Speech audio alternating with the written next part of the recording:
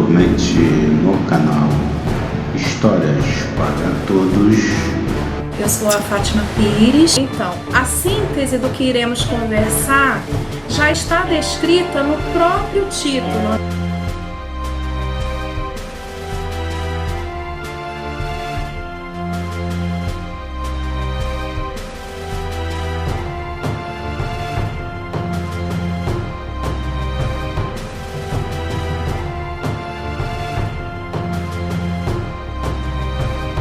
Estruturas do passado que permanecem. É possível pensar nas disputas atuais por terras, né? Os grileiros, as devastações, as expropriações. Do movimento Vidas Negras Importam, o professor ele pode trazer para os seus estudantes debates sobre a derrubada das estátuas.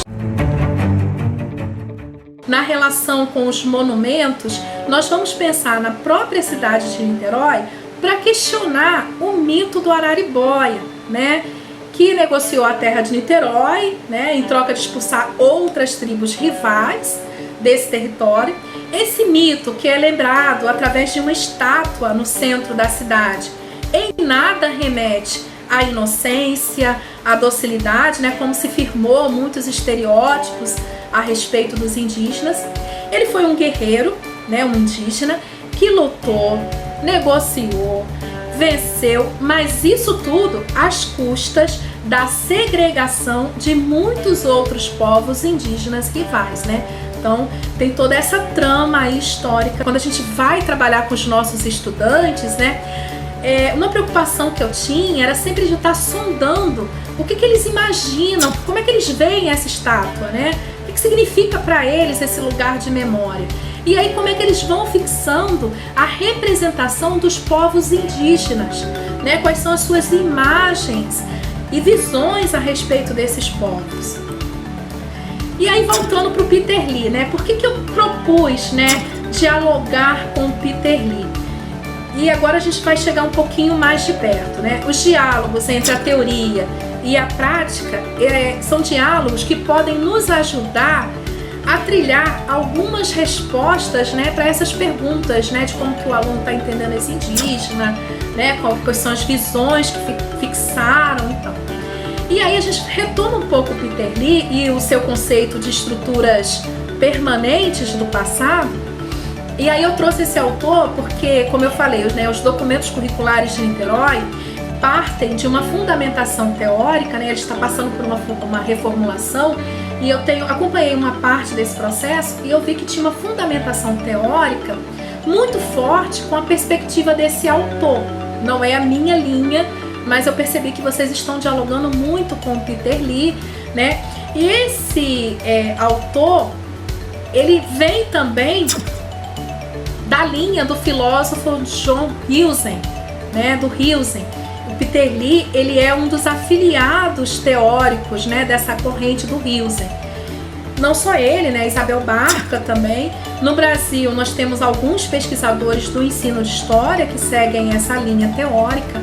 A Maria Auxiliadora Schmidt, o Luiz Fernando Serri, né, a professora Helenice Rocha, que está lá na FFP, assim, bem pertinho da gente, né?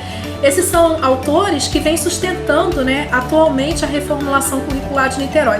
Por isso que eu julguei, assim, é muito proveitoso trazer o Peter Lee para essa conversa, né? Para a gente poder discutir e trazer algumas impressões sobre como esses alunos estão também vivenciando essa cultura aí indígena em Niterói, né?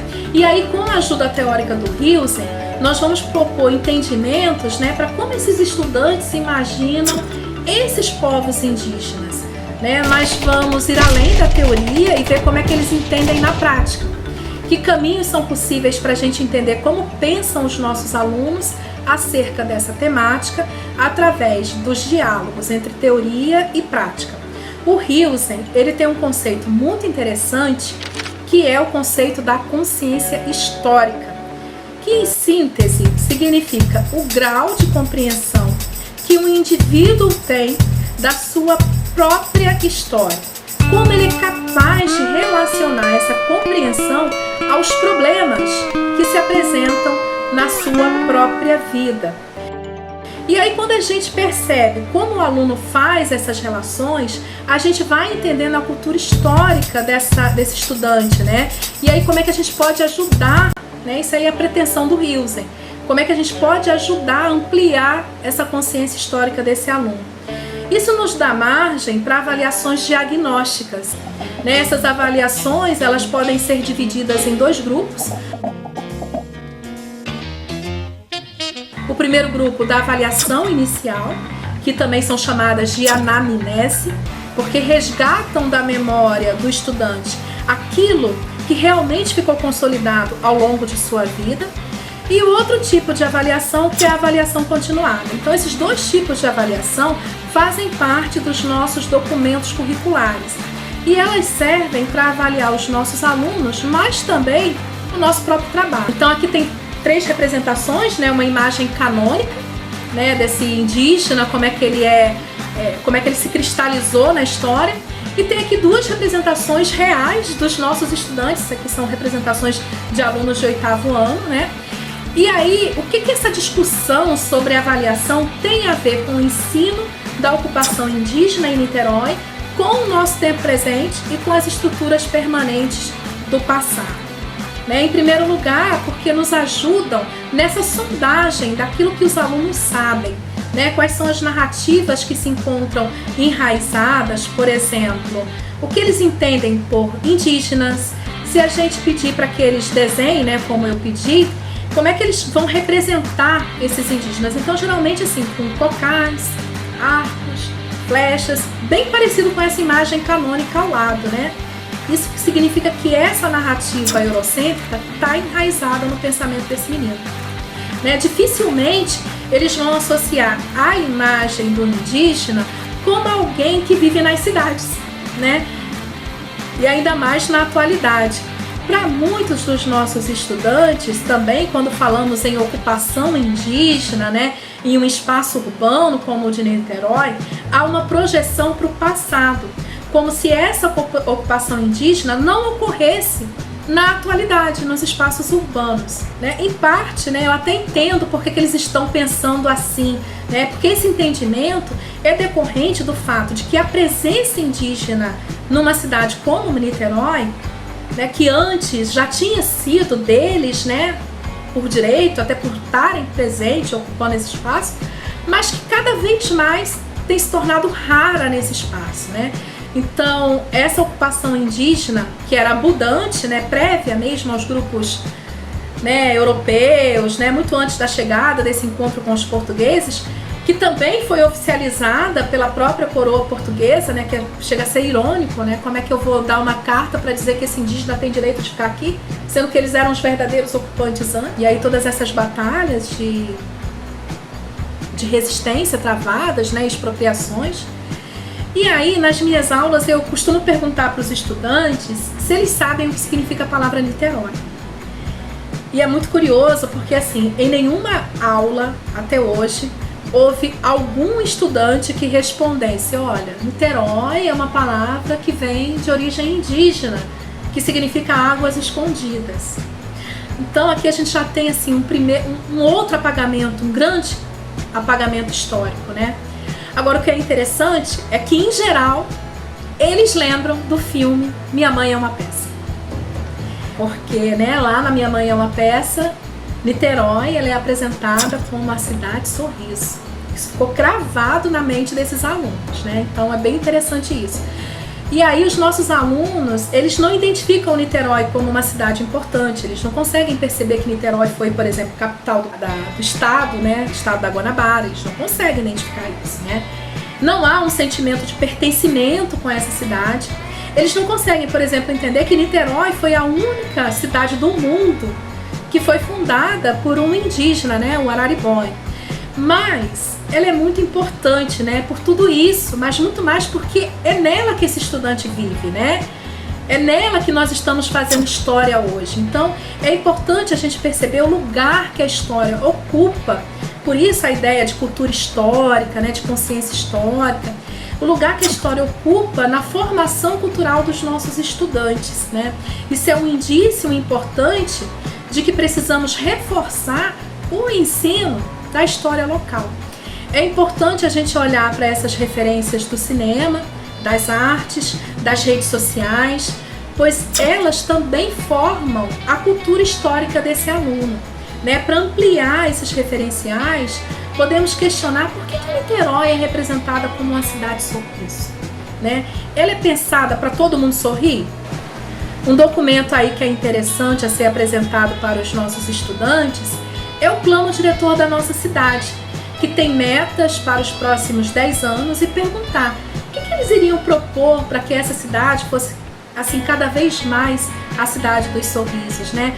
Pensando, por exemplo, em incluir e como agregar pessoas, né, e culturas, né? E aí, gente, uma interpretação possível para as respostas dos estudantes, quando estes representam os indígenas próximo às imagens canônicas, nas florestas, de arco e flecha, é de que para os estudantes o fato dos indígenas viverem nas cidades poderia ser assim uma perda da identidade indígena, ou seja, o indígena deixa de ser indígena vivendo na cidade. O indígena seria menos indígena, né, se ocupasse esse espaço urbano. E aí é importante, quando a gente vai trabalhar a questão indígena, demonstrar que essa imagem canônica, cristalizada, parada no tempo do indígena, é uma construção de uma narrativa que, de modo geral, foi produzida pelo colonizador. Não foram eles que construíram essa imagem, foi o colonizador. E como tal, né, ela é totalmente carregada de estereótipos, né? Como, por exemplo, o mito do bom selvagem. Aliás, o termo selvagem é aquele que também se aproxima do termo bárbaro, muito utilizado na Europa medieval, quando ela foi invadida pelos povos germânicos. E aí, essa é também uma estrutura permanente do passado, porque uma das formas de impor a cultura, né, é desqualificar a cultura do outro, né? É mais fácil você impor a cultura que se pretende dominante, aí nesse caso europeia, desqualificando a cultura do outro. Como é que eu vou aprender alguma coisa com esse povo selvagem? Vou olhar para a Europa. E aí trabalhar a questão indígena é pensar justamente em como desconstruir as narrativas eurocêntricas para fazer emergir outras narrativas plurais. E aí, se a gente está falando em pluralidade, temos que pensar em como ensinar a questão indígena sem generalizações, né? O índio genérico. No passado, a gente já sabia que havia várias etnias e agora, no presente, muitas formas de existir. E o indígena, ele pode se fazer presente no contexto urbano sem a perda da sua identidade, né? Quando a gente pensa em ocupação indígena, é bom ter em mente que não se trata apenas de uma ocupação física, mas também simbólica desses espaços. E por que o indígena não pode transitar pelo espaço urbano sem que seja acusado de perder a sua identidade? Pensando junto com Néstor Campini, que é um autor argentino da linha dos estudos culturais, e aí mais especificamente da teoria intercultural, nós vamos partir para o entendimento do conceito de hibridações culturais, né? Uma das facetas dessas hibridações culturais tem a ver com o encontro entre aquilo que é contemporâneo, com seus avanços tecnológicos, e aquilo que é arcaico, que tem a ver com a nossa ancestralidade, nossas raízes, nossa tradição. Para o Canclini, não apenas é plenamente possível que essas identidades culturais tradicionais, como por exemplo as identidades indígenas, dialoguem com as formas contemporâneas, com as novas tecnologias, como também necessário e inevitável. Porque para o Canclini, né, não há e nem nunca houve no mundo culturas chamadas puras, né, culturas intactas. Mesmo se a gente pensar nos indígenas isolados, sempre houve tentativas de rupturas, né, com esse isolamento.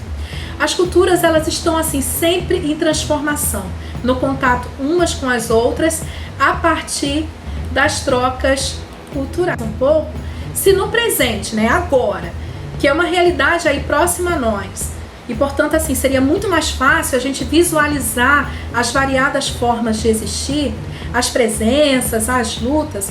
Imaginem no processo de longa duração, quantas invisibilidades foram sendo produzidas, né? Mas eu quero falar um pouco de outra perspectiva teórica, que é a linha que eu trabalho, para propor assim, pensar alguns diálogos, né? São assim, perspectivas teóricas bem diferentes, e aí a gente tem que tomar muito cuidado para a gente evitar choques, conflitos, né, entre essas teorias, né? E aí a gente vai se aproximar um pouco da teoria pós-estrutural, que é a teoria que eu venho trabalhando. Essa teoria, ela vai além das estruturas, né, daquilo que a gente enxerga, para questionar e ver nas bases, para a gente questionar o próprio poder, localizando onde a gente não vê e pensa que esse poder não existe. E aí, como eu falei para vocês, eu venho trabalhando com Foucault, né, esse autor. Ele tem sido, eu acho que o Foucault ele foi sendo muito injustiçado. Porque quando as pessoas olham para o Foucault, só conseguem enxergar que o Foucault, quando vai falar de educação, vai dizer que a escola é um instrumento que aprisiona, que é um instrumento de socialização dos corpos. E o Foucault ele vai muito além disso, né? Ele é uma ferramenta teórica muito potente. E as contribuições dele não têm sido muito bem aproveitadas. Assim, a gente sabe de alguns pesquisadores do campo da educação que trabalham com Foucault e que fizeram trabalhos excelentes, mas ele não tem sido muito bem aproveitado. Inclusive a Sandra Corazza, ela já indica que assim, são poucas as redes que trabalham com a perspectiva pós-estrutural. E quando a gente vai examinar o trabalho dessas redes, por serem poucas, tem poucas pesquisas também com essa linha. Mas, vou fazer um parênteses aqui. Analisando os planejamentos dos professores da rede, eu percebi que os professores da rede já estão nessa linha pós-estrutural. A linha pós-estrutural está na prática dos professores. É muito interessante isso. Algum dia a gente senta para conversar um pouquinho mais sobre isso, tá?